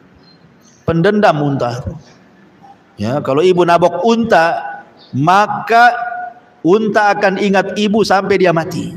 Wajahnya nampak tuh, hidungnya, matanya, rambutnya semua. Tahu tuh kalau nampak dari jauh dikejar bu, mendendam. Dan dia hafal siapa yang menyakitinya. Mana ada binatang secerdas unta kayak gini coba. Belum lagi kemudian kencingnya pun obat unta itu ya. Nah, di zaman Rasul ada orang-orang Oroniun itu yang sakit datang kepada Rasul. Kemudian Rasul mengambil kencing air unta, suruh minum, sembuh dia. Ya, jadi kalau ibu punya penyakit, minum banyak-banyak kencing unta. Ya, tapi nggak ada di Indonesia. Titip sama orang umroh. Ya, minumnya sambil pegang hidung, ya, karena bau. Dan banyak lagi keistimewaan untanya. Tapi walaupun gitu, unta nurut sama pemiliknya, walaupun anak-anak. Kalau dia tahu anak itu pemilik dia, nurut, duduk, berdiri. Walaupun anak kecil, kalau tahu itu pemiliknya tuh. Tapi kalau bukan pemiliknya, tidak bisa diatur dia. Jadi memang luar biasa unta itu, dan banyak lagi keistimewaan unta luar biasa. Makanya Allah jadikan tanda-tanda kuasanya. Afala yang duruna ilal ibili kaifa khuliqat. Wa ilas samai kaifa rufi'at. Dan langit bagaimana ditinggikan. Langit itu bentuknya bangunan, tapi bisa bertahan di langit tanpa tiang dan tidak roboh ke bumi. Ini kuasa siapa? Kuasa Allah ya. Ada sebuah kisah Bani Israel ketika menjelaskan sifat Allah dalam ayat kursi itu, wala sinatun wala naum. Allah itu tidak pernah tidur apalagi ngantuk. Jadi Nabi Musa menghadap Allah Subhanahu wa taala. Nabi Musa kan kalimullah, kalimur rahman. Dia orang yang suka bicara dengan Allah Azza wa Jalla. Kemudian dia mengatakan kepada Allah kan, kenapa Allah tidak tersifati dengan sifat tidur dan ngantuk? Kemudian Musa suruh berdiri. Kemudian dua tangannya suruh seperti ini. Kemudian diletakkan satu piring di tangan kanannya, kemudian satu piring di tangan kirinya, kemudian diisi air. Kemudian Allah merintahkan agar diam seperti ini. Ya. Karena kelamaan Nabi Musa ngantuk dia. Ngantuk akhirnya terlepas piringnya, pecah gitu ya. Dan Allah mengatakan, ya Musa, kalau seandainya aku tersifati dengan sifat ngantuk apalagi tidur, maka alam semesta ini akan berlaku seperti piring yang kau pegang itu. Kalau sempat Allah ngantuk, wah bertabrakan semuanya tuh di langit itu. Kiamat yang ada. Makanya Allah itu salah satu sifatnya, sifat sempurna bagi Allah itu tidak ngantuk dan tidak tidur. Tapi bagi manusia itu sifat yang tidak sempurna. Orang tidak bisa tidur itu. Kalau ada orang tidak bisa tidur, itu sifat kurang bagi dia. Karena manusia itu sempurna kalau dia tidur. Kalau 2 hari bu tidak tidur, teng kepala itu pusing bu ya. Karena bukan sifat kita. Sifat kita itu ngantuk tidur. Makanya kalau sholat ngantuk kata Rasulullah, tidur dulu sesaat baru bangun supaya nggak ngoceh ketika sholatnya, supaya dia tahu apa yang dibaca gitu. Kalau orang ngantuk kan nggak tahu yang dibaca tuh. Ya, akhirnya baca salah dia. Ya. Ada orang yang baca salah itu ya. Baca surat Qul ya ayyuhal kafirun. La a'budu ma la a'budu ma ta'budun wala antum abiduna ma a'bud lakum dinukum waladhdallin katanya. Lakum dinukum waladhdallin. Amin lagi lah kan jadinya. Kapan selesainya salatnya si ke Fatihah terus kan? Harusnya lakum dinukum waliyadin, lakum dinukum waladhdallin coba. Ya karena ngantuk kan itu ya. Jadi bahaya orang ngantuk itu. Salah-salah jadinya baca Quran. Jadi langit itu kuasa Allah, bangunan tapi tidak jatuh pada tidak ada tiangnya. Wa ilal jibali kaifa nusibat, dan gunung-gunung bagaimana ditegakkan. Maksudnya gunung-gunung bagaimana nusibat itu ditancapkan sebagai fasak. Sebab kalau tidak ada gunung lini ini kita jalan nggak bisa. Kenapa bumi itu istiqrar gitu ya? Kita bisa jalan pakai kaki bisa, pakai sepeda bisa, motor bisa, mobil, karena buminya diam. Coba kalau buminya gempa sedikit, oyong kita mau jalan. Siapa yang menjadikan bumi diam? Allah. Pakai apa? Pakai gunung ditancap-tancapkan jadi pasak. Makanya buminya diam. Nah, itulah kuasa Allah ya. Makanya pada hari kiamat caranya Allah membuat bumi ini hancur dengan cara apa? Dicabut dulu gunungnya. Dicabut dulu gunungnya, kemudian diterbangkan ke langit, ditubruk-tubrukan gunung satu dengan sehingga tinggal debunya. Makanya Allah mengatakan seperti kapas yang berterbangan, berhamburan. Nah, ketika sudah tidak ada gunung, terjadi gempa, hancur bumi, ya kan? Kemudian wa ilal ardi kaifa sutihat, dan bumi bagaimana dihamparkan. Ya, bagaimana dihamparkan sehingga kita bisa hidup, bisa bangun rumah gitu ya, karena Allah sudah fungsikan di beberapa tempat di bumi itu ada khusus perumahan, ada gunungnya, ada lautnya, ada sungainya, dan seimbang. Tidak ada air laut tumpah ke bumi, padahal secara teori lautan lebih tinggi dibandingkan daratan. Tapi kenapa tidak tumpah coba? Ya itu kuasa Allah lah kan gitu. Ya. Itu kuasa Allah Subhanahu wa taala. Kemudian Allah Subhanahu wa taala berfirman, fadzakir innama anta mudzakir lasta alaihim bimusaitir illa man tawalla wa kafar fayu'dzibuhullahul adzabal akbar inna ilaina iyabahum summa inna alaina hisabahum. Maka berilah peringatan wahai Muhammad, sesungguhnya engkau wahai Muhammad hanyalah tugasnya memberi peringatan. engkau bukan orang yang berkuasa atas mereka, kecuali jika ada orang yang berpaling lagi kafir, maka Allah akan mengazabnya dengan azab yang besar. Sesungguhnya kepada kamilah mereka akan kembali. Kemudian sesungguhnya kewajiban kamilah membuat hisab perhitungan atas mereka. Taib, ini ayat yang terakhir. Jadi Allah Subhanahu wa taala memerintahkan Rasul untuk memperingatkan manusia. Subhanallah. Kalau ibu sedikit saja memandang sejarah Nabi, bagaimana Nabi SAW berdakwah mengingatkan manusia itu luar biasa. Rasul itu berdakwah siangnya, malamnya, sembunyi-sembunyinya, terang-terangannya, menghabiskan waktunya, tenaganya, biayanya, hartanya, bahkan harta istrinya ludas untuk berdakwah. Walaupun demikian, tetap balasan orang-orang Quraisy itu ada yang mencaci, memaki, menghina, mengatakan Rasul gila, mengatakan Rasul tukang sihir, mengatakan Rasul pemecah belah. Akhirnya Rasul diintimidasi, akhirnya Rasul diusir. Terkadang ada rencana pembunuhan sampai hijrah dari Mekah ke Madinah. Coba bayangkan. Ini penderitaan Nabi luar biasa. Untuk siapa coba kalau bukan untuk kita? Tetapi Nabi SAW mengajarkan kepada kita agar jangan pernah lelah, jangan pernah bosan. Fadzakir, terus berikan peringatan, terutama kepada keluarga, kepada tetangga, kepada orang-orang. Innama anta mudzakir, karena tugas kita hanya memberikan peringatan. Apalagi tugas kita ini menyampaikan hidayah Allah kepada manusia. Soal hidayah itu diterima atau tidak, lasta alaihim bimusaitir, itu bukan urusan kita, bukan urusan Nabi.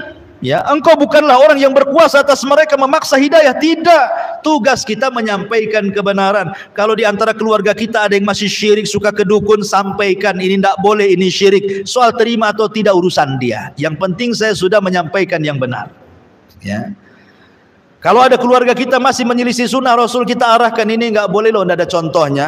Enggak terima, ya terserah dia. Terima, alhamdulillah. Tapi kita tidak boleh memaksa. Tugas kita hanya menyampaikan saja ya. Ya.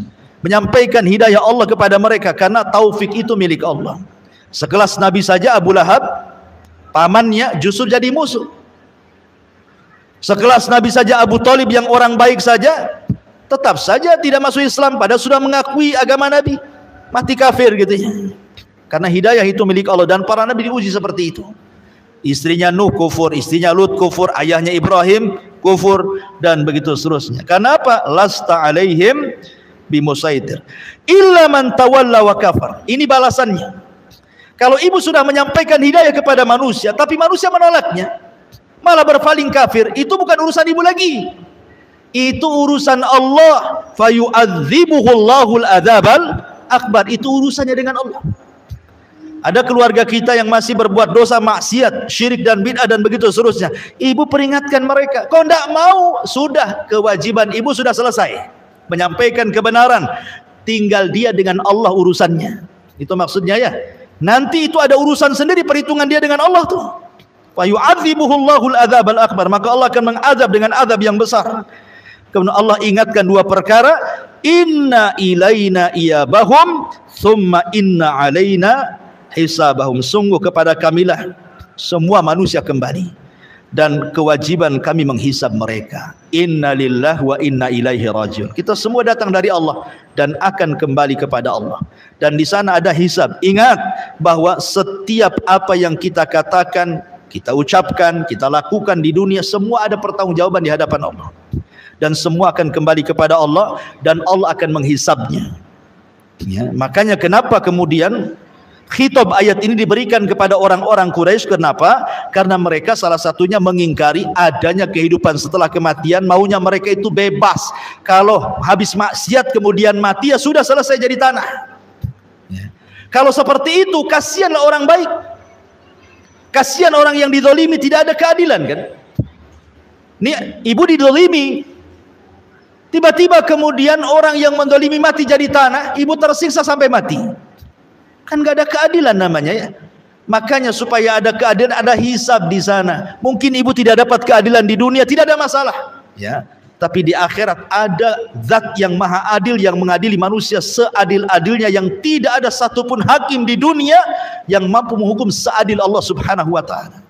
Maka menjadi ketenangan bagi kita Ya, kalau seandainya kita disakiti, kita diuji, semua ada hisabnya di hadapan Allah Subhanahu wa taala. Dari sini selesailah tafsir surah Al-Ghasyiyah secara singkat Bu ya, kalau terlalu lebar. Pertama juga capek ngomongnya, yang kedua juga waktunya panjang. Baik, kita adakan tanya jawab, saya silakan.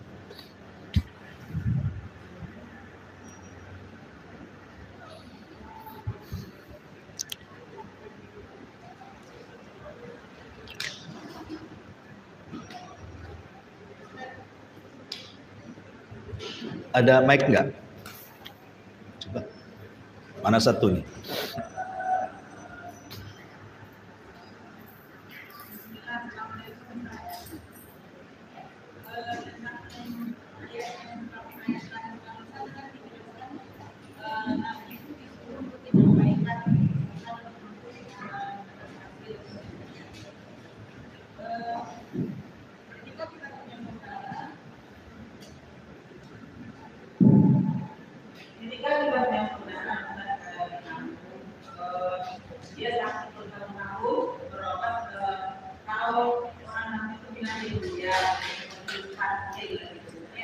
Kedukun.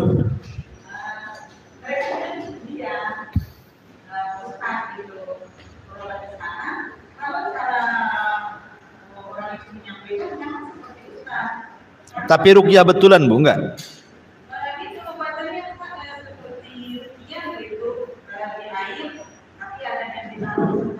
Pokoknya ruqyah yang menyelisih ruqyah syar'i lah ya.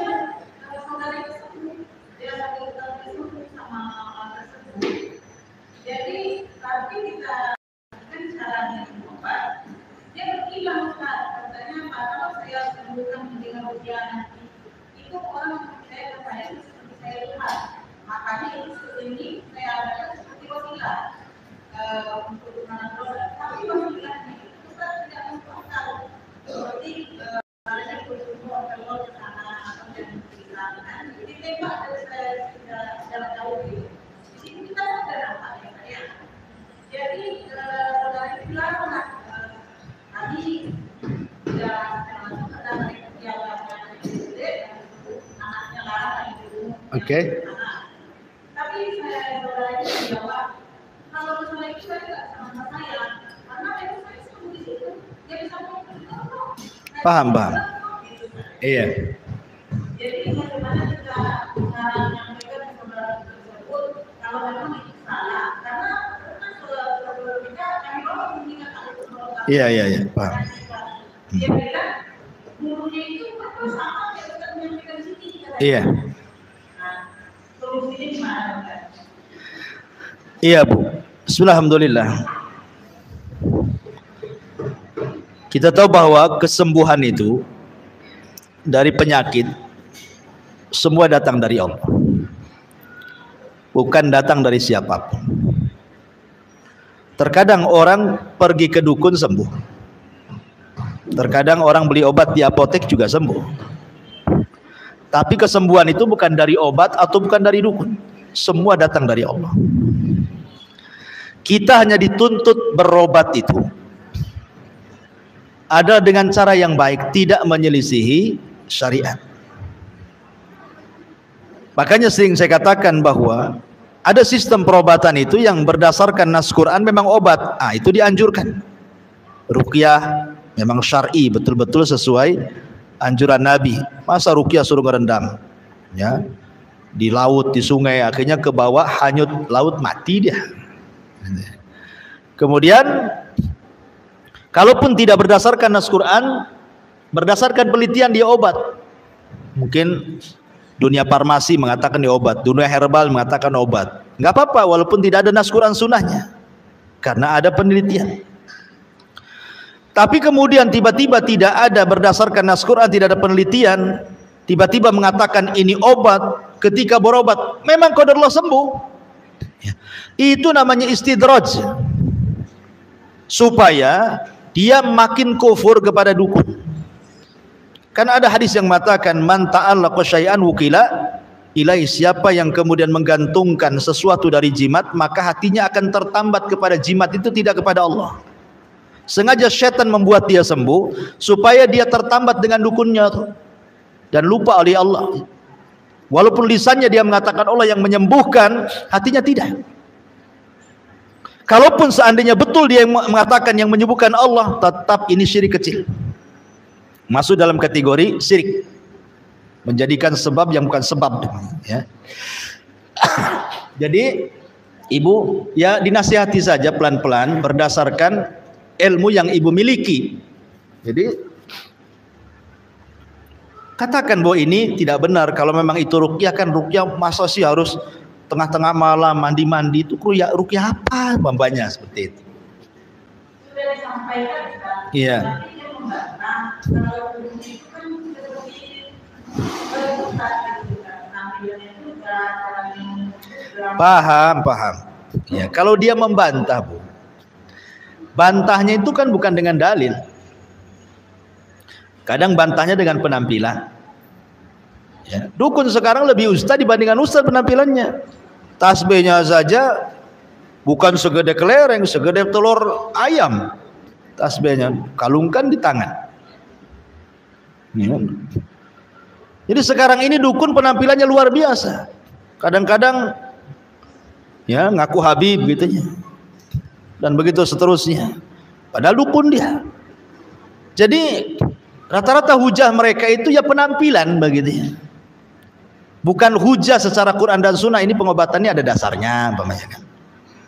Ya. Maka kewajiban ibu ya sampaikan saja. Nggak masalah, terus saja sampaikan sampai bosan.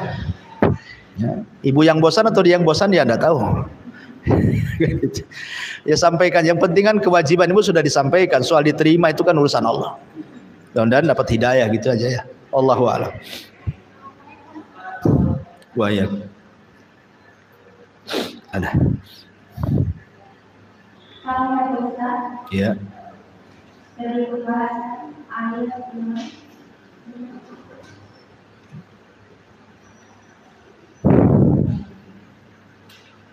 tujuh yang itu kan ada pembahasan empat mengenai wajah-wajah kita ketika kita menerima catatan wajah yang dan makhluknya kaya, wajah yang seseri dan wajah yang diridhoi.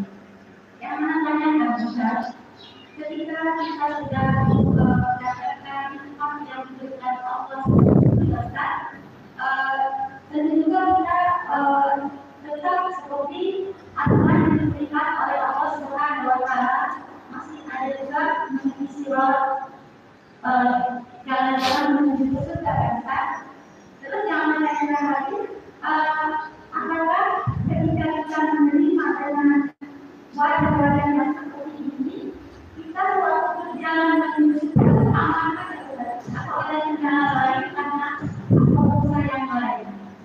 Iya. Ya, alhamdulillah. Golongan manusia itu di akhirat tentang hisab itu kan ada 3. Ada orang yang tidak dihisab sama sekali. Mereka direct keluar dari kuburan aja masuk surga orang tuh. Ya. Mereka bisa melesat dengan lesatan yang luar biasa dalam titian itu. Sehingga mereka sudah di pintu surga lah, nunggu masuk surga aja. Orang yang mereka tanpa hisab dan azab. Namanya tidak dihisab, ya tidak mungkin diazab. Ini ada kelompok seperti 70.000 kelompok yang dijanjikan masuk surga tanpa hisab dan azab. Mereka orang yang tidak minta ruqyah, mereka orang yang tidak minta kai, mereka yang tidak tatoyur, mereka yang tawakal, kan itu sifat-sifatnya. Dan ada yang kelompok kedua dihisab tapi mudah hisabnya. Itulah kelompok pemilik wajah-wajah ini. Ya. Jadi hisabnya itu hanya formalitas saja. Kalau ditanya oleh Allah tentang dosa, dia hanya mengiyahkan saja, mengakui, ya saya melakukan seperti itu. Diakui dosa semuanya. Tapi ada yang hisabnya sulit. Inilah yang agak rumit, karena ketika dia dikatakan berbuat maksiat, dia nolak. kamu jam segini, detik ini, hari ini, tahun segini kau maksiat. Oh enggak, sehingga maksiat. Nah, ini yang rumit nih, karena harus datangkan saksi kan. Tapi dia nggak bisa nelak karena semua jadi saksi. Ya. Yauma nakhtimu ala afwahihim wa tukallimuna aydihim. Ya, lisan terkunci ketika dia ngomong seperti itu, tiba-tiba lisannya terkunci, tapi tangan kan bicara. Kemudian kulit pun bicara. Kemudian bumi yang kita pijak juga bicara. Ya. Kemudian yauma tuhadditsu akhbaraha. Pada hari itu bumi akan bicara, langit bicara, malaikat bicara. Mau ngelak gimana? Tapi kata Nabi SAW, manukisyahalak, siapa yang ketika ditanya kok dia ngajak debat gitu ya, nggak ngakui sehingga harus datangkan saksi, celaka orang ini, berarti hisabnya sulit. Jadi orang-orang yang mendapatkan wajah-wajah dalam permulaan hisab, di akhir hisab, jelas orang ini akan dipermudah ya. Karena tanda-tandanya sudah ada kan. Kenapa dia dapat cahaya? Karena dia melihat kebaikannya lebih banyak dibandingkan kejelekannya, makanya bercahaya dia. Tetapi kata ulama, kan ketika dia membaca catatan tuh, kan tidak semua catatannya baik kan. Karena apabila dia mencatat kebaikan, wajahnya akan memutih. Tapi kalau melewati catatan yang jelek, wajahnya akan menghitam. Kemudian lewat lagi catatan yang baik, wajahnya akan memutih lagi, dan begitu seterusnya. Kan tidak mungkin satu catatan kan baik semua, kan mustahil. Orang itu kan pasti ada yang terjerumusnya kepada maksiat. Lah kata para ulama, ketika dia membaca catatan yang baik, maka memutih wajahnya. Tapi kalau ketika giliran dia membaca catatan yang buruk, maka menghitam wajahnya. Tapi Allah sembunyikan sehingga orang tidak tahu. Allah sembunyikan.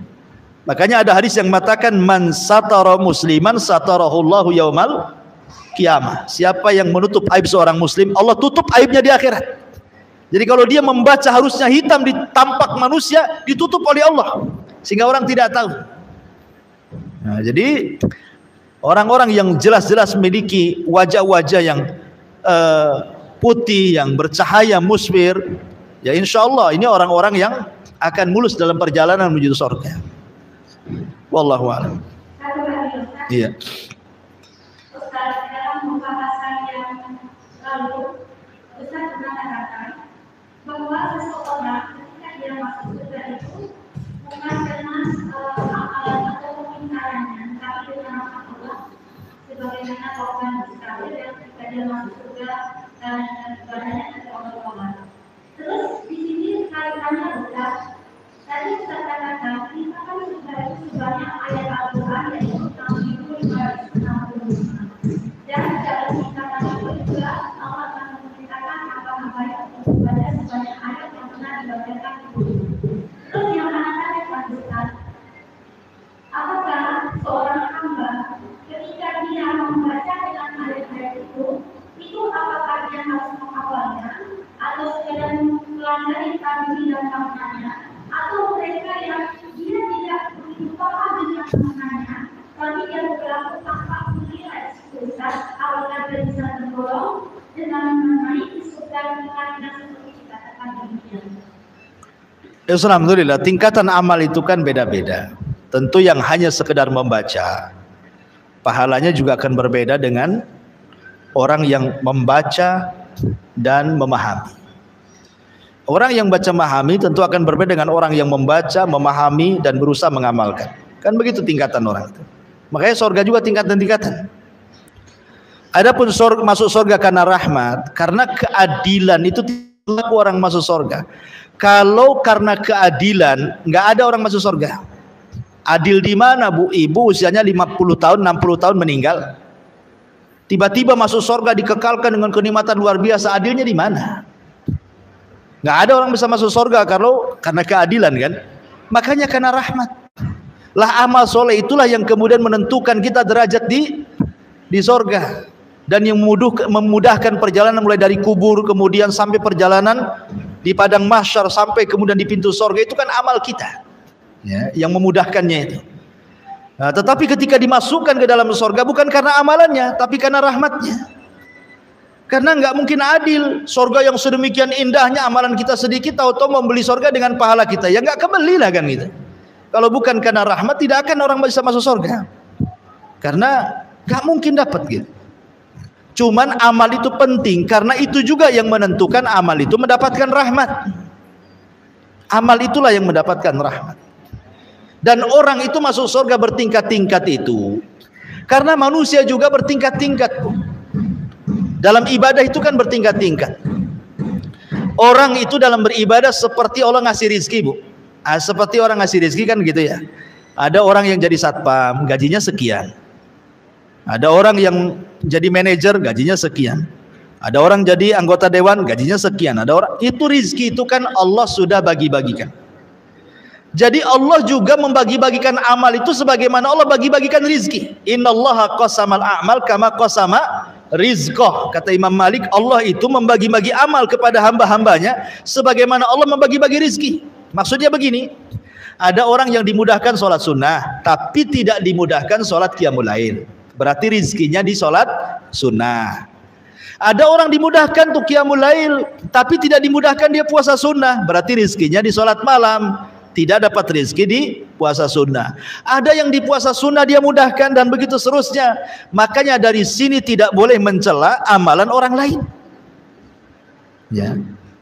Ada seseorang mencela Imam Malik, namanya Abdul Aziz ibnu siapa namanya? Lupa, pokoknya namanya Abdullah ibn Abdul Aziz ibn Al-Ghumari kalau nggak salah. Dia seorang ahli ibadah. Sholatnya luar biasa, puasanya luar biasa, bacaan Qurannya luar biasa. Sementara Imam Malik itu tidak dikenal ibadahnya, tapi dikenal hadisnya. Dia sudah mengajar hadis, ya kan? Tapi ibadah sunnahnya kurang. Imam Malik itu disurati sama orang ini agar Imam Malik itu berubah. Kau kan seorang ulama, ya. Bagusnya kau giatkanlah ibadahmu, sholat malammu, sholat puasa sunnahmu, baca Quran, macam-macam dinasihati. Imam Malik akhirnya membantah, ngirim surat balik. Nah, salah satu bantahannya kalimat tadi itu, bahwa Allah itu membagi amal sebagaimana Allah membagi rizki. Boleh jadi orang digiatkan di sholat malam, dia tidak digiatkan di puasa sunnah. Barangkali orang giat puasa sunnah tidak digiatkan dibaca Quran, kan begitu. Masing-masing itu orang punya kelebihan. Tetapi kata Imam Malik, walaupun demikian aku tidak pernah merendahkan diri. Dan ingat bahwa para pendakwah itu, orang yang mempelajari ilmu dan mengajarkannya, jauh lebih mulia dibandingkan ahli ibadah. Kata Imam Malik kan jawabannya tuh, ya. Makanya penting orang itu untuk tidak saling mencela. Karena ada seorang murid yang kurang ajar sama ustadznya kan, kadang-kadang kan. Dia sudah diberikan ilmu banyak sama ustadz. Tapi mungkin ustadz ini mungkin nampaknya jarang sholat sunnah. Muridnya pula sholat sunnahnya rajin gitu ya. Mungkin ustadznya hari puasa Senin Kamis kalau ngajar kok minum, berarti tidak puasa sunnah dia. Sementara muridnya puasa sunnah terus. Dicela ustadznya. Kok ustadz kalah dengan saya?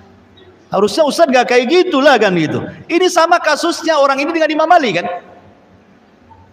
Tapi Imam Malik membantah, walaupun demikian ingat, pelajar ahli ilmu dan mengajarkan ilmu jauh lebih hebat dibandingkan kalian yang ahli ibadah, kata Imam Malik. Sebab yang ahli ibadah itu ya manfaatnya untuk dirinya saja. Sementara ahli ilmu siapa bisa berdakwah kan, manfaat untuk dia dan orang lain, gitu maksudnya kan. Nah, maka dari sini jangan saling mencela. Apalagi kemudian menghina ustadznya pula, gara-gara masalah sedikit dicela ustadznya. Ya gimana ceritanya? Hargai kan gitu. Ulama lebih hebat dibandingkan ahli ibadah. Kadang-kadang muridnya ini baru mungkin sebulan dia rajin ibadah gitu. Baru sebulan, 2 bulan, 3 bulan, atau setahun mungkin rajin ibadah. Tengok ustadznya kurang, sholat sunnahnya kurang. Ustadz apa ini katanya. Padahal dia ngaji sama dia gitu ya. Dihinakannya pula ustadz. Siapa kita dengan ustadz itu gitu maksudnya. Kembali bahwa itu ada tingkatan-tingkatan semuanya. Dan baca Quran juga sama. Ada yang memang diberikan rezeki dia hanya bisa membaca saja, ya dapat pahala di situ. Ada yang diberikan rezeki mampu menghafal tafsirnya. Ada yang diberikan bisa mengamalkannya. Ya, tingkatan-tingkatan lah pahalanya.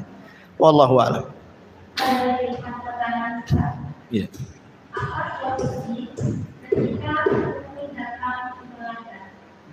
Di mana? Apa solusi ketika futur datang? Ketika? Futur. Ketika futur. Oh, futur. Saya kira tutul kan gitu. Tutul macan lah, macan tutul. Ya, futur itu, ya saya minta maaf karena ada sedikit gangguan telinga. Jadi sekarang kalau ibu ngomong itu kayak jauh.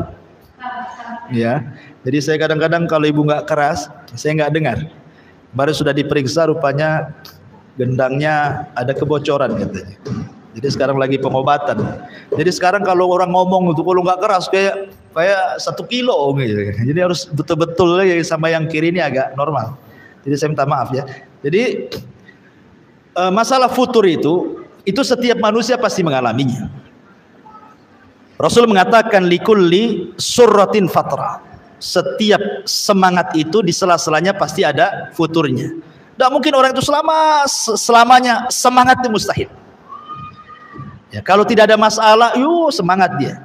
Kalau ada masalah, futur dia. Ngaji terus, rupanya banyak masa di luar, akhirnya jarang ngaji. Artinya bahwa itu fitrah manusia, kadang semangat, kadang futur. Tapi kata Rasulullah, wa man kanat fatratuhu ila sunnah faqad ihtada. Siapa yang ketika futurnya dia berusaha untuk mengikuti sunnah Nabi, maka dia dapat hidayah. Tetapi kalau tidak demikian, halak dia hancur. Jangan diikuti futur itu. Makanya kenapa Rasul mengatakan beribadahlah sedikit tetapi terus menerus. Khairul a'mal adwamuha wa in qalla. Sebaik-baik amal itu sedikit tapi terus menerus. Supaya apa? Karena Allah itu tidak pernah bosan disembah. Kalian yang bosan. Jangan sampai dengan kita rajinnya akhirnya bosan pula kita nyembah Allah. Itu maksudnya ya. Jangan sampai kemudian lantaran kita giat kecapean akhirnya bosan. Allah tidak bosan disembah, kita yang bosan menyembah. Makanya supaya Allah tidak bosan kita sembah, yang penting itu continue-nya ya. Walaupun sedikit. Jangan rajin tahu-tahu pamannya 1 minggu nih diborong semua sholat sunnahnya, puasa sunnahnya, baca Qur'annya. Tahu-tahu minggu depan kelelahan, sakit, kemudian libur 1 bulan. Ya kan, nggak imbang, rajinnya seminggu, liburnya sebulan. Ya kan? Makanya kan sedikit tetapi continue supaya seseorang itu tidak terbosani dengan ibadah. Ya kan? Tapi ini pertanyaan, Assalamualaikum Ustaz, apa makna barang siapa membaca surah Al-Kahfi akan disirami cahaya antara dia dan Ka'bah? Makna akan disinari cahaya pada 2 Jumat. Ya wallahu alam. Hadis ini bicara tentang keutamaan membaca surah Al-Kahfi. Dalam surah Al-Kahfi itu ada 4 kisah yang semuanya bisa melawan fitnah Dajjal. Pertama kisah Ashabul Kahfi, kemudian kisah pemilik 2 kebun, kemudian kisah Nabi Musa dan Khidir, kemudian kisah Dzulqarnain. Ini bicara tentang 4 fitnah. 1 fitnah ilmu, fitnah harta, fitnah kekuasaan, dan juga fitnah agama. Ya, ini 4 fitnah kan. Orang terfitnah dengan, semua manusia terfitnah dengan 4 perkara ini. Mungkin dengan harta, akhirnya harta itu membuat dia jahat, ya kan?